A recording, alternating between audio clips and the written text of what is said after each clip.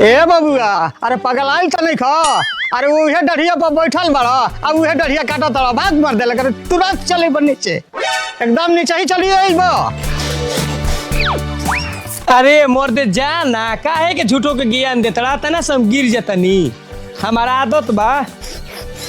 बाप रे अरे बाप रे बाप आई हो दादा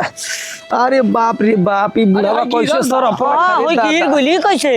अरे दादा रे अरे उठैबो सा कि चिलैबो सो उठो उठो उठो अरे ये कैसे गिर गुला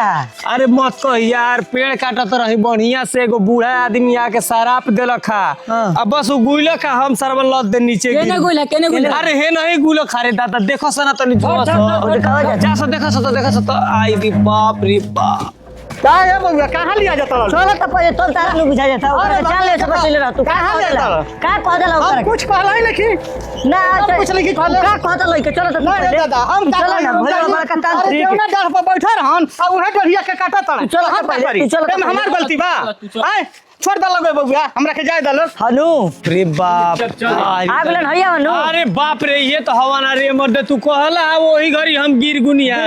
तारा में शक्ति का बा हमारा में का शक्ति बा ये बबुआ हैं तू तो उल्टे डाढ़ पर बैठल बड़ा आ जवन डाढ़ पर बैठल बड़ा उहे डढ़िया के काटा तड़ा तो हम का कर सकत नहीं ना तो तारा में शक्ति बा तू बतावो हम कहिया मरम रे दादा जल्दी बतावो हम कहिया मरम देखा ना पूछे दे कि हम कहिया मरमी कहला ना वही घड़ी गिर गुनी हां हो अरे एकदम ही हमरा के बेचैन के बड़ा जा ऐसन तू कहत तड़ा हाँ। काल मरबा काल मरम एकदम काल मरबा ठीक बा सुन ला हम काल मरम हां ठीक बा तू जा हम काल मर अरे मर तू जान किसे गुला की काल मर हां हम जानत हई काल मरी है आई हो ऐसा दादा लइकवे हमें बुझाइल अरे बाप रे बाप चल रहा वही पर ले चल आई हो दादा जल्दी लिया चलो सरी दादा काल मर जाई ना कहला खा कि काल मर जीवो ना मरम ना कहला खा काल मर जीवो मर जाई एक काम बा हमारा के आज कबर खून के तैयार कर दो। चलो है कुदारी उठाव आ चल के कबर खोद चलो काल मरी जाए के बाद कबर खोद दो कोनो साथ देवे ला हइले नहीं के आइल बड़ा दुनिया में अकेले गइबा दुनिया से अकेले तो अरे बबुआ ई काहे के कोलता रे बबुआ ई काहे के कोलतलो ई हम खोदा तानी कबर काहे कि हम काल मर जाई।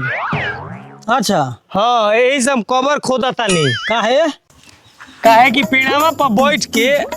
हंस ही काटत रही ठीक नु कहत नु के बबुआ पेड़ पर बैठ के उल्टा काटत तारा गिर जीबो और कह के गुलावा टप दे गिर गुनिया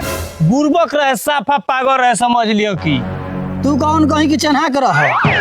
पेड़ पर चढ़ के उल्टा ही काटा तड़ा तो गिरबो ना ओ करल त ई बुरबक ई नु बाड़न हाँ उ बात कहले रहे तो सही कहले रहे बे हां चलो बबुआ घरे देखत नहीं कही जवा के कबर खोदत हव हां ओ आदमी से तो बौरा ई आदमी हो गिला तेरे मर्द हम मरम ना ना तब चलो ही छोड़ चलो चल बुरबा कहीं के तोरा के सिखा दला सब तू एनु हमारे के कह दे रहबो